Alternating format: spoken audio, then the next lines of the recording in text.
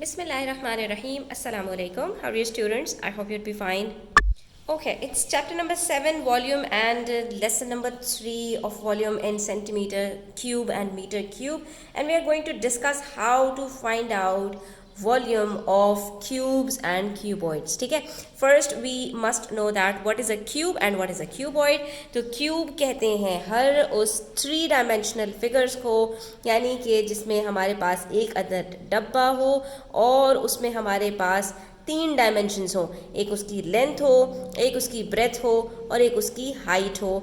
इसको हम कहते हैं क्यूब अगर ये तीनों हमारे पास सेम लेंथ की हो. फॉर एग्जांपल, अगर हमारे पास जो लेंथ है वो भी 1 सेंटीमीटर है, ब्रेथ है वो भी 1 सेंटीमीटर है और जो हाइट है वो भी 1 सेंटीमीटर है, तो इट्स अ क्यूब. ठीक है, और इसको हम कहेंगे क्या, 1 सेंटीमीटर क्यूब. ठीक है, जबकि हमारे पास जो क्यूबॉइड होता है उसके अंदर हमारे पास क्या होता है कि इन तीनों में से कोई एक या तीनों आपस में अगर डिफरेंट मेजरमेंट्स की हैं, यानी फॉर एग्जांपल लेंथ और ब्रेथ सेम हो मगर हाइट डिफरेंट हो, या ब्रेथ और हाइट सेम हो लेंथ डिफरेंट हो, या लेंथ और हाइट सेम हो ब्रेथ डिफरेंट हो, और या फिर तीनों ही आपस में डिफरेंट हो, तो उसको हम कहते हैं cuboid. But today I am going to share with you how to solve 1 centimetre cubes and to find their volume. अच्छा, अब यहाँ पर एक चीज़ समझ लीजिए कि वॉल्यूम और एरिया में क्या डिफरेंस होता है.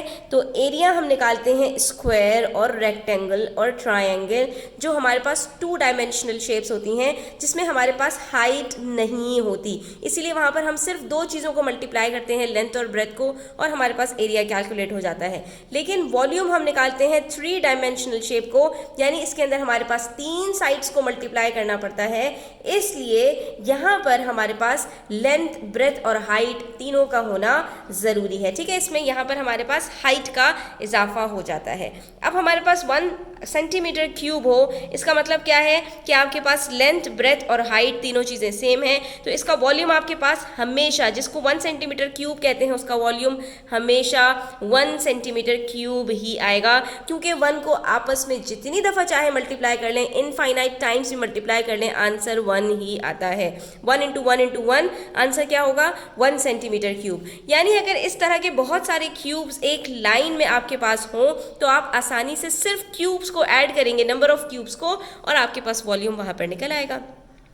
फॉर एग्जाम्पल, यहाँ पर हमारे पास एक क्यूबॉइड उन्होंने बना दिया. अब आप कहेंगे मिस ये क्यूबॉइड कैसे है, तो ये क्यूबॉइड ऐसे है बच्चों कि यहाँ पर हमारे पास 1 सेंटीमीटर क्यूब से मिलाकर बहुत सारे क्यूब्स को मिलाया और एक क्यूबॉइड बन गया. क्यों? क्योंकि यहाँ पर हमारे पास जो लेंथ है वो तो सेम है, 1 सेंटीमीटर की है, लेकिन जो ब्रेथ है वो नंबर ऑफ क्यूब्स ज़्यादा होने की वजह से चेंज हो गई. अब ये हमारे पास जो ब्रेथ होगी ये 1 सेंटीमीटर नहीं रह गए. अलबत्ता हमारे पास जो हाइट है वो भी 1 सेंटीमीटर है. तो ऐसी सूरत में जब आपके पास 1 क्यूबिक सेंटीमीटर्स बहुत सारे हों तो आपने वहाँ पर सिर्फ उनको ऐड अप करना है और वॉल्यूम कैलकुलेट कर लेना है. तो क्या आप मुझे यहाँ पर बता सकते हैं यहाँ पर हमारा वॉल्यूम क्या होगा. ये देखिए, यहाँ पर फर्स्ट क्यूब है हमारा, फिर सेकेंड, फिर थर्ड और फिर फोर्थ, तो हमारे पास कुल मिलाकर यहाँ पर 4 क्यूब्स हैं और यहाँ पर हमारा जो वॉल्यूम निकलेगा दैट इज़ 4 सेंटीमीटर क्यूब. तो कितना मज़ेदार है और कितना आसान है.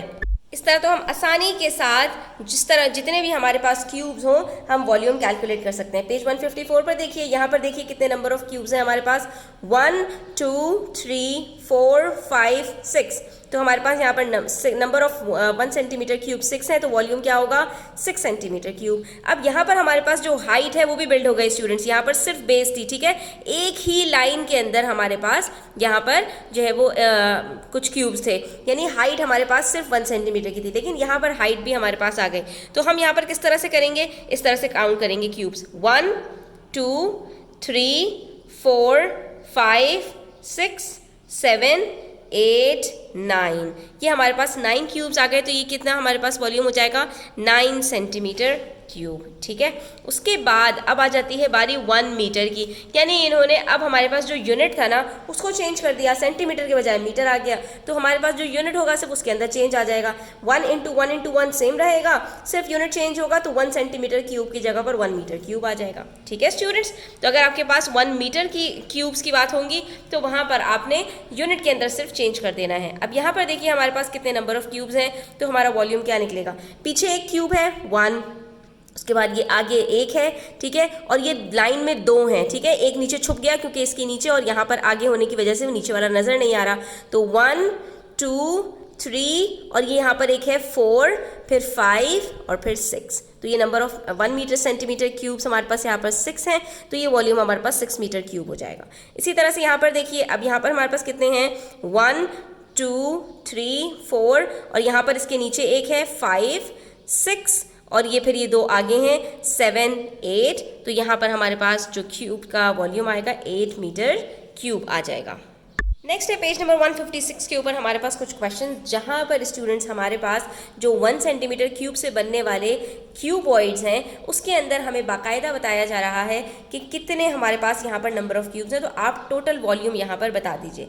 अब वहाँ पर क्या होता था, हम वहाँ पर आराम से काउंट कर सकते थे, यहाँ पर हमारे पास जो क्यूबॉइड है वो कंप्लीट हो गया है, वहाँ पर जो हमारे पास क्यूबॉइड था वो कंप्लीट नहीं हो रहा था, कहीं पर हमारे पास लेंथ ज़्यादा थी, कहीं पर ब्रेथ कम थी और उसके अंदर जो है वो इवनली अरेंज्ड हुए थे। यहाँ पर हमारे पास पूरा एक क्यूबॉइड कंप्लीट हो रहा है। क्या कह रहे हैं, 1 centimetre cubes were used to make a cuboid, एक क्यूबॉइड बनाया गया सेंटीमीटर क्यूब से, it has a length of 5 centimetre, जिसकी कंप्लीट लेंथ हमारे पास 5 सेंटीमीटर है, ठीक है।